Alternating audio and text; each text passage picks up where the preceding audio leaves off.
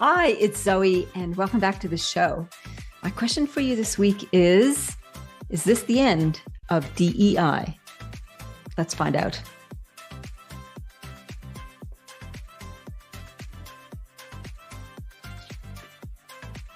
On Planet Human, more news about brain-computer interfaces. Now, you know that I'm a little obsessed with this topic. I've written about it. I've included BCIs in my Gaia series and my novels. And this time the update is not from Neuralink. It's from a different company. And I got this through Peter Diamandis and his email newsletter. It turns out that Science Corporation, led by CEO Max Hodak, who is the former president of Neuralink, has a revolutionary approach to BCIs that could change everything. It's a biohybrid neural interface that uses living neurons to grow non-destructively into your brain tissue. So this is a game changer. So instead of having artificial things plugged into your brain that your brain reacts to and starts to decay as it interfaces with this foreign object, and also sacrifices some brain tissue, this is a little bit different. So this is what Max has to say. Placing anything into the brain inevitably destroys some amount of brain tissue. Destroying 10,000 cells to record from 1,000 might be perfectly justified if you have a serious injury and those 1,000 neurons create a lot of value, but it really hurts as a scaling characteristic. So basically, we don't stick things in our brains and have it kill brain cells. So their solution is a silicon-like, honeycomb-like structure with 100,000 micro wells, which are tiny cylindrical holes, roughly 15 micrometers deep, very small, where individual living neurons grown from neural stem cells can grow out of the microwell circuitry directly into the subject's brain tissue. Things growing out of these wells into the brain tissue. So it's kind of got like this biological connection with the brain. When placed onto the brain surface, the neural stem grows axons. Think of the roots of a plant, and dendrites, which form synapses with other cells, download into the host's brain tissue. As these biological roots grow into your brain tissue, they naturally integrate, forming synaptic connections, creating a biological bridge between mind and machine, and they do this without physically destroying the brain tissue around them. Very cool. So what does this all mean? What could it mean is that our BCIs are becoming more integrated into our brain so that that seamless interaction with our devices will become more organic. So it is the future of humanity, potentially, this whole idea of augmented biology by having things implanted into our brains. Coming soon to a place near you, maybe. So back on Planet Zoe, I'm back into it with a lot of client work. So last few weeks, I've been doing workshops on team culture, on strategy. And this week, as you are listening and watching this, I am out with Peter Cullen Trust doing a leadership program in the outdoors, one of my favorite activities for the year. So yes, it's a good time to do development and a good time to think big picture about how's our team doing? Are relationship solid and working well? And how is our strategy? Is that also solid and working well? Time to review it, maybe. The other thing that is happening on Planet Zoe is my continued interest in mental wealth. I love this concept. The idea that goes beyond mental health, which is kind of like the basics of making sure that we have a positive outlook, that we have strong resilience, and going to the idea of like, how can we capitalize on the effectiveness of our brain, apart from using BCIs, that is. And I've been using this little potion, it feels like a potion, by Magic Mind. These guys sent me some samples to try out, and I've been delighted. I take a shot before I do my workout in the morning because it has about half a cup of coffee's worth of caffeine in it, and my body doesn't metabolize caffeine well, except when I'm exercising. So a little dose before exercise gives me a supercharged workout and then carries on after the workout into clear mental focus, something I need a lot of as I'm putting together the work on all of my books, including Power Games, by the way. which if you go to the show notes, you'll be able to get to a link where you can get advance notice of the Kickstarter campaign. So Magic Mind is really cool. And I was doing a little bit of research into its contents. It's got 4 aspects to this to help you develop your own mental wealth and agility. It's for mental performance. It's got the big lion's mane extract, bacopa, and cognizin, which is a trademarked thing. I think that's what it says here, cognizin. And for less stress, we have all the usuals: ashwagandha, L-theanine, and turmeric, which is also really good for reducing inflammation. It's got calm energy in the form of rhodiola, cordyceps, and matcha, good old green tea extract. And for vitality, it's got vitamins B2, B3, B12, C, and D. So it is a beautiful little magic potion to help you boost the vitality of your brain, to help you with your performance physically, and then to help develop that sense of flow and concentration when you get down to doing the mental work of your day. So the link is in the show notes if you want to check it out. They also have a sleep supplement, which I have yet to try, but I'm looking forward to as well. So that is Magic Mind, and that is everything that's happening on Planet Zoë.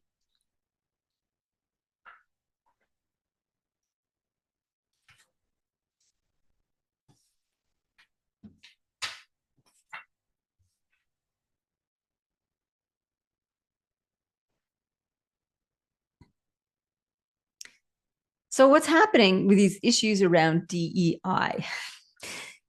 There's a lot going on, right? So Trump came to power, and one of the first executive orders he issued was, let's cancel all the DEI programs in the government. And if anybody finds anybody surreptitiously executing on those programs and calling it something else, dob in your fellow colleagues and have them ousted.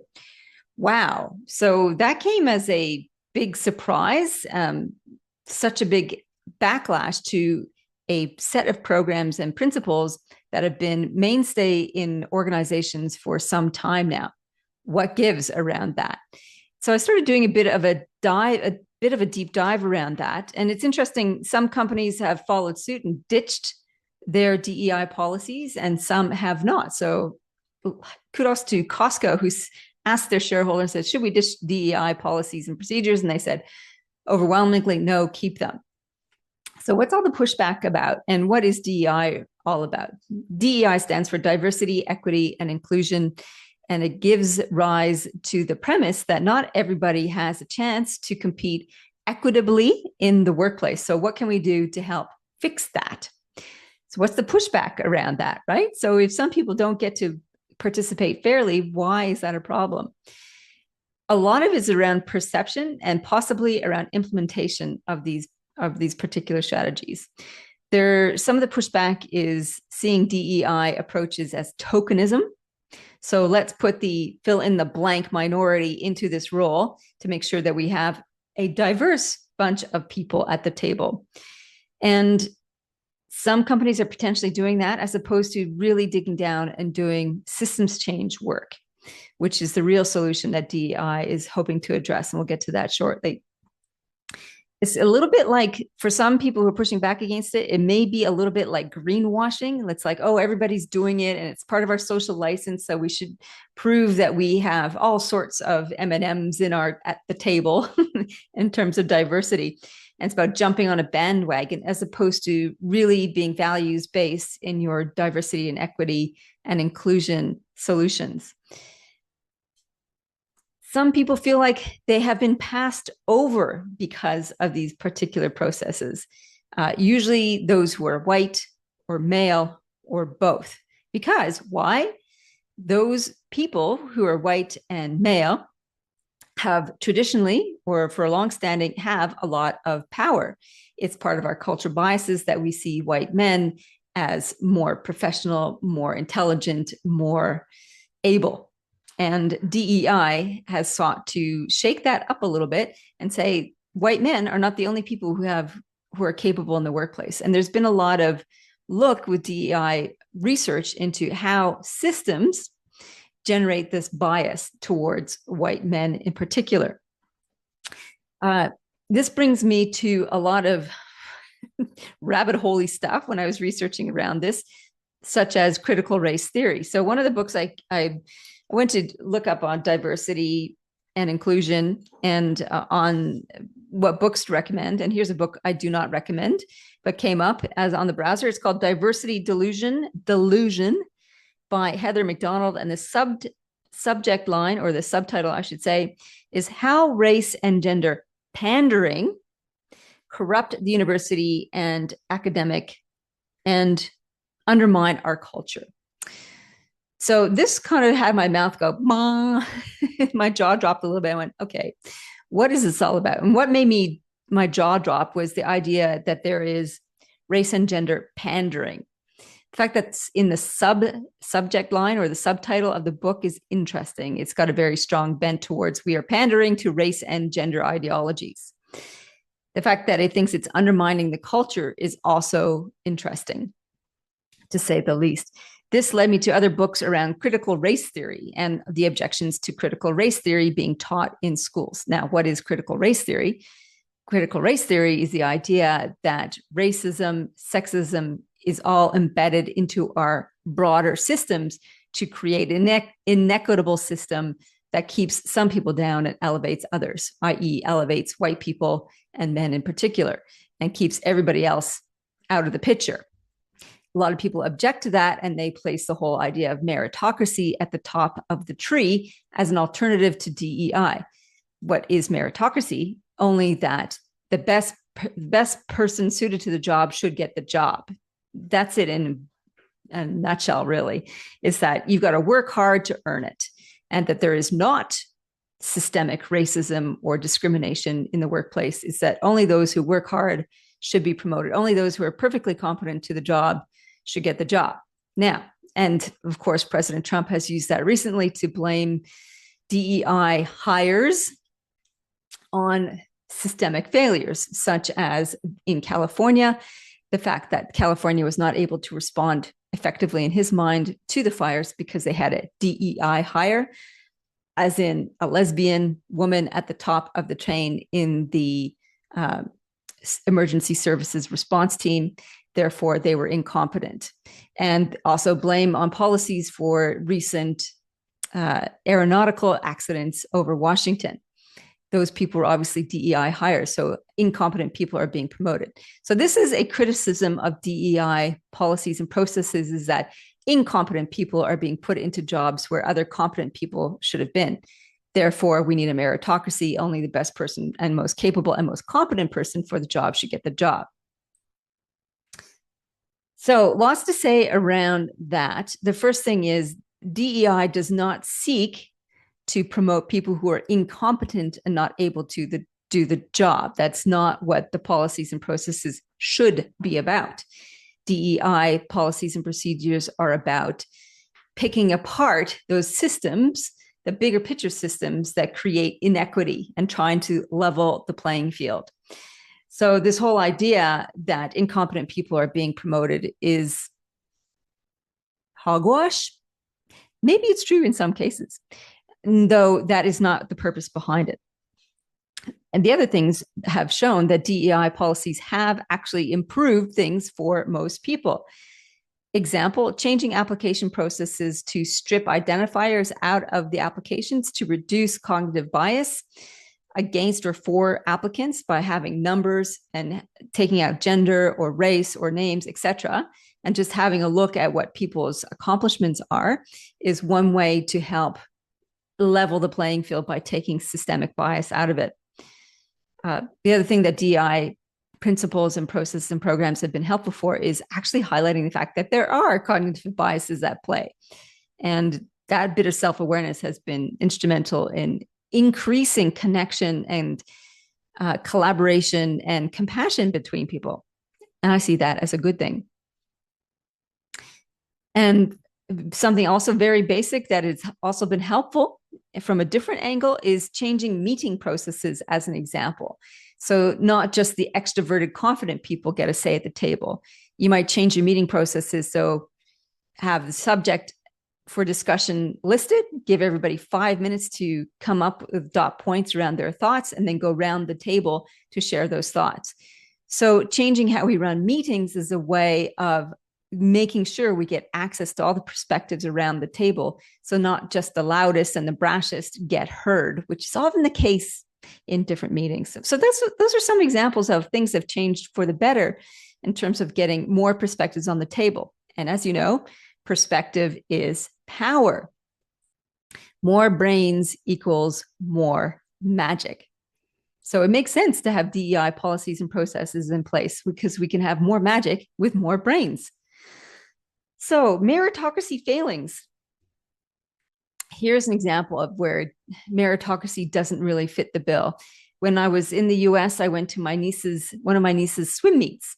And as we were driving to the swim meet, we were going to a different area of town, which was less affluent. You could tell by the housing that it was, smaller houses, smaller yards, as opposed to the big sprawling places where my niece actually lives.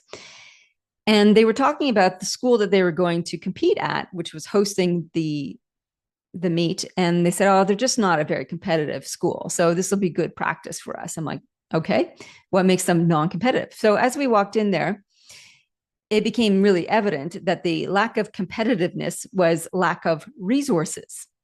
What I mean by that is that because it was a less affluent school, the school itself doesn't have as many resources to put towards their swim team. It means they don't have paid coaches like my niece's team does.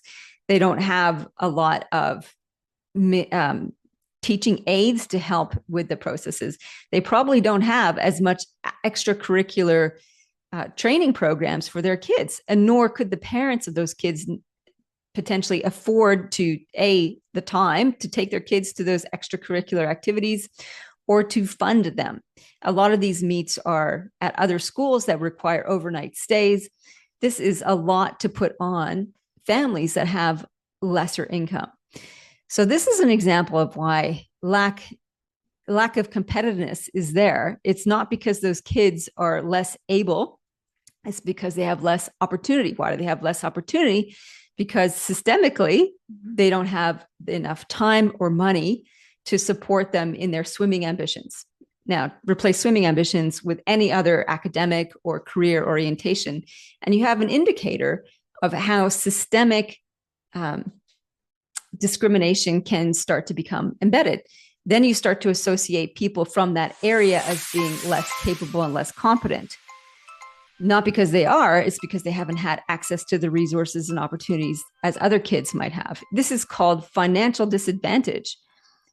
DEI programs, and this is where the criticism comes in, if some DEI programs have taken one of those kids and given them a scholarship to go to greater swim training school, that's seen as a DEI initiative. Is it really though? Because what are you doing? You're taking this kid out of a whole ecosystem where they don't have enough financial, familial, or time-based support and just saying, here, we're going to pay for your lessons, off you go. They're still disadvantaged because they don't have that whole community effort, family effort behind them the way that their peers might do. So it does seem like a hand out as opposed to a hand up. How do we approach this? It's massive systems change, isn't it? It's not just about giving a token to one kid to have a go so that you have a diverse set of people from different backgrounds on your swim team. It's about making sure that we increase the income, the well-being, the resources to a common platform so that people can get the basics and be sustainably living well. And then you might have a chance at putting meritocracy if there's a level playing field from that particular thing. I mean, the kids from this other region were probably also didn't have access to the same quality of food as the people from my niece's team. Right. So that's how DEI gets a bad rap and how the solution is systemic and not patchwork. I think another element of how meritocracy is got a misjudgment embedded into it is this myth of the self-made man and the hard worker myth. What I mean by that is there's this belief that a prevailing belief in the meritocracy camp that if you just work hard enough, you'll get ahead and make your own way. And it's kind of embedded in the whole self-made man ethos in America in particular, that rugged individualism. If you give it a red hot go, then you'll be successful. You can achieve anything you put your mind to, all that kind of collection of beliefs. One of the things that happened in New York is I went to see the show The Outsiders that my sister bought us tickets to, which was a movie and a book that came out when I was a kid in the 80s, I think. And it's a heart-wrenching story of a kid from the wrong side of the tracks trying to find acceptance in a place in his place in a world which is run by what they call the socias. And the socias are the socialites, i.e. the rich kids. And in this particular performance, the outsiders are white kids from the other side of the track. So this is about rich and poor kind of disparity. He and his brothers are orphaned, their parents having been killed in a car accident, and his eldest brother is left to leave school, give up his own personal ambitions as a professional football player, and to provide for his two younger brothers. And it's hard because he doesn't have an education, so he's in a low-paying job, so he can barely make ends meet, and he's doing it all just to put food on the table to get his brothers through school. And it just feels like a dead-end track. His football ambitions were a ticket out of that, a ticket to be able to earn more, to increase his status. So I found that really depressing. I found the whole social dynamic versus the greasers, as they're called, the kids from the wrong side of the tracks. So this young man, he works super, super hard, but he just will never be able to get ahead. He works super long hours just to pay the bills. There's no time or energy or money to do any further study to get along. He's caught. So he puts everything into helping his littlest brother make a breakout. And that ends up being through his writing. So keeping his littlest brother in school to somehow get a scholarship to a college ed degree and get out. So this is an example of, it's not just about hard work. The eldest brother worked his tail off, but he was never going to get ahead. The system is trapped against him. Yeah, but he's white and he's male, so he has that to his advantage, I suppose. Another element that I think that is creating this whole resistance to DEI is that people get jealous or disgruntled because what they see is preferential treatment to people who are different to them. For example, where is the leadership program for emerging young males? You cannot run a male-only leadership development program because there would be protests against it. They're already seen as advantages for A, being male, B, being young, and quite likely mostly white, especially in Australia. So there's that. The other pushback pieces is, do DEI programs create a sense of learned helplessness, a sense of victim mentality? And certainly some of the criticisms I was reading say that is so. You know, it's like the systemic racism means that there's all these people who are victims. Dare we go into the drama triangle with this one, you know? So there's a difference between being victims of a system and having a victim mindset. Real discrimination exists. Our response to that does not have to be a victim mindset, which is there to blame for all my woes, therefore give me a handout, which is what a lot of criticisms of DEI project onto these particular elements. And maybe that's true of some people, that they do have a chip on their shoulder and they go through life, you owe me, you owe me. But it's not necessarily the case. A lot of people who have less coin in their coin bag is the way that I describe it. In my book, Power Games, that'll be released in May through Kickstarter, I talk a lot about power and status. And coin is about your status. Some of it is unearned. And unearned status is, what color are you? And what family were you born into? Things that you did nothing and you just happen to be circumstantially advantaged as a result of that. These are unearned coins in your coin bag, your little medieval purse of power, I guess, of influence. And then there's status that you can earn through good deeds, through performance, through building up networks. And some of us have bigger coin bags to start with than others. Others have to work really hard to put coins in that coin bag.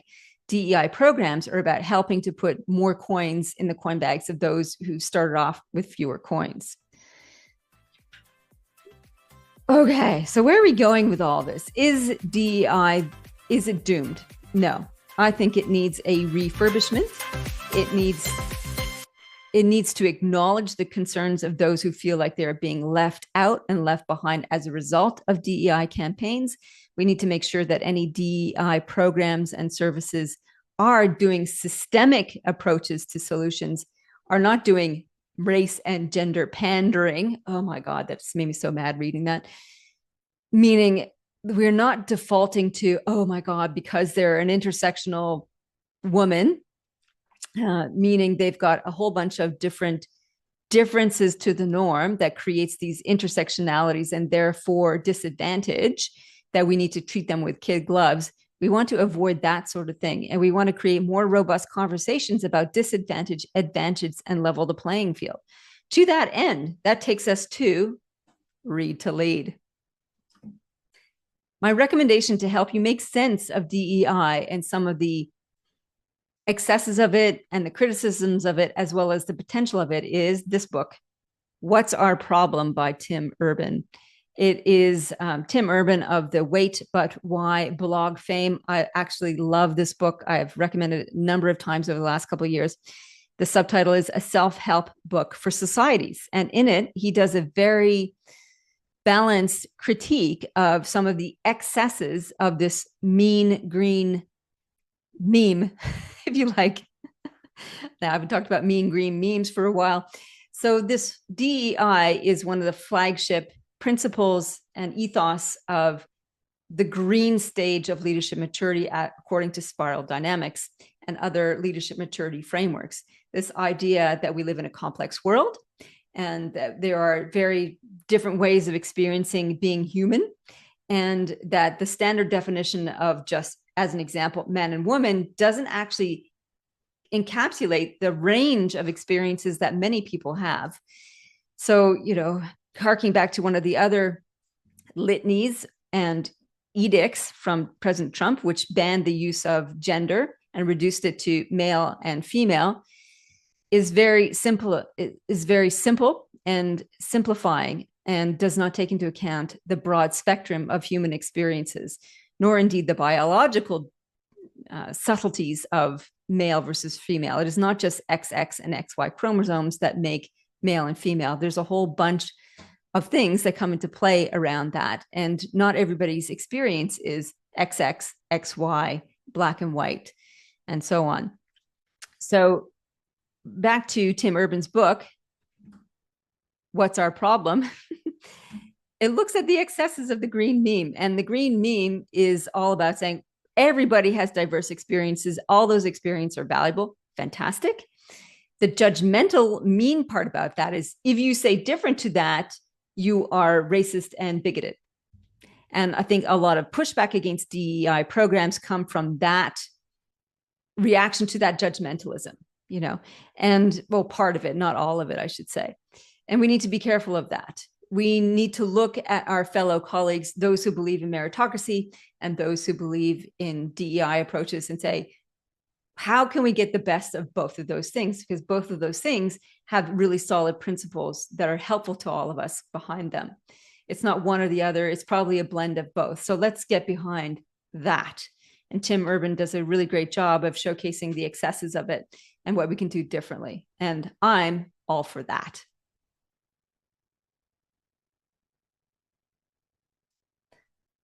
I would love to hear your thoughts around diversity, equity, and inclusion, and whether or not it has a future. I believe it does. I believe that systems change is essential to help creating a more compassionate, equitable society and business workplaces. And we need to look realistically about what are we doing? Are the programs having the effect that we want? Are we measuring the right outcomes? Are we just looking at the surface in terms of the changes that we're trying to make? Are we genuinely making a difference to help give people a leg up and not a handout? I would love to hear from you. Drop me an email at zoe@zoerouth.com. Subscribe if you haven't already to the to the podcast. You just go to zoerouth.com, click on podcast. You can sign up to get the insiders, additional resources. And you can also sign up in whatever app that you are listening to, whether it's on YouTube or one of the other podcasting apps. It's great. I would love to have a conversation with you. This makes it more interesting for me, and I can get more brains working on this because more brains equals more magic. Don't forget to sign up for the Kickstarter notification. Just go to my website, zoerouth.com, click on books, find Power Games there, and I'll give you all the latest updates, and you can be having first dibs on the launch of that book. In the meantime, live with grace, lead in service. See you next week.